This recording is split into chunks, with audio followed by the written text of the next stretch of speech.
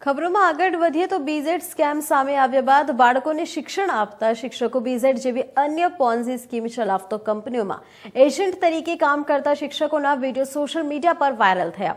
Ponzi સ્કીમમાં શિક્ષકો agent બની અન્ય રોકાણ કરીને રોકાણ કરાવી પોન્ઝી સ્કીમ ચલાવતો સીઈઓ હાથેથી અનેક મોંઘી ગાડીઓની ચાવી લેતા વિડીયો પણ સોશિયલ મીડિયા પર વાયરલ થયા હતા।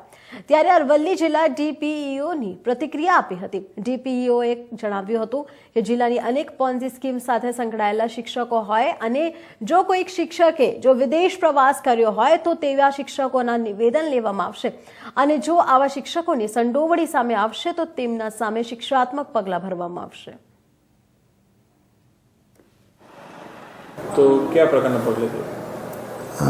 શિક્ષકોના મીડિયાના માધ્યમથી જે શિક્ષકોના નામ આવે છે કે આ શિક્ષકોએ રોકાણ કર્યું છે અથવા તો સ્કીમમાં કોઈ જગ્યાએ બહાર ફરવા ગયા છે એવા શિક્ષકોના નિવેદનો લીધા છે અને રજા વગર કોઈ બહાર ગયા છે, વિદેશ પ્રવાસ કર્યો છે તો વિદેશ પ્રવાસ ક્યારે કર્યો અને કોઈ મંજૂરી મેળવી છે કે નહીં તેની પણ ખુલાસો માગ્યો છે અને ત્યારબાદ એમની જો વધારે કોઈ એવી સંડોવણી છે તો હાલ ઊંડાણપૂર્વકની તપાસ ચાલી રહી છે તો નિયમો અનુસાર કાર્યવાહી કરવામાં આવશે।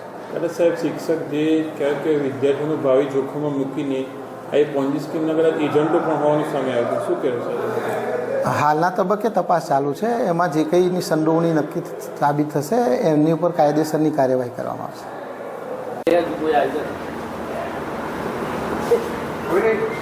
કોઈ ઉચ્ચ